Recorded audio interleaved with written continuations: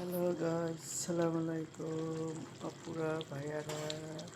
আজকে আমি রান্না করি আমার দেশ থেকে ভাসুরির মেয়েরে একজন মাছ এনে দিছিল। ওইদিন আমার পাঙ্গাস মাছ দিছিল, আর এই যে তেলাপিয়া মাছ। তাই আজকে আমি রান্না করি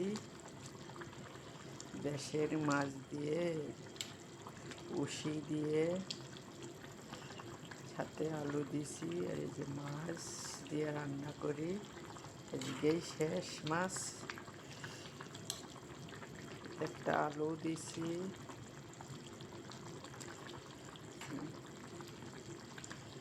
একটা তিতা কথা কি ভাইয়ারা আপুরা, দেখবেন যে মেয়ে পরকীয়ায় লিপ্ত থাকে সেই মেয়ে তার স্বামীর সাথে কিছুদিন অনেক ভালো ব্যবহার করে, জানেন, অনেক মধুর মধুর ব্যবহার করে। এটা আমি দেখছি আর কি, ঠিক আছে।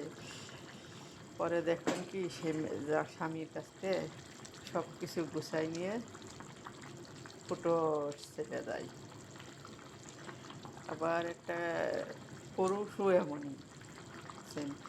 বাড়ি যে ঘরে যতই সুন্দরী বউ থাকুক, তার কাছে ভালো লাগবে না, পরনারী ভালো লাগবে। বউ কষ্ট করলি বউরে কবে কি আজ 6টা মাস কষ্ট করো, আর কষ্ট থাকবে না, বুঝছেন। কিন্তু সেই বউ মনে করে যে ঠিকই, মনে হয় আমাকে আর কষ্ট থাকবে না, আমার স্বামী এখন হয়তো অভাবে আছে, কষ্টই আছে, এই জন্য আমার কষ্ট হচ্ছে। সে ঠিক মতন কাজকাম করলেই আমার সংসারটা ঠিক হয়ে যাবে না। 6 মাসের মধ্যেই কিন্তু মনে করবেন যে সেই পুরুষের সংসার ওইদিকে সাজানো হয়ে গিয়েছে, বুঝছেন।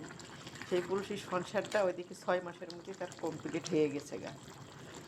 এই 6 মাস পরে আপনারে কি করবে, পাছার মধ্যে লাত্তি দিয়ে আপনারে থেয়ে যাইব গা।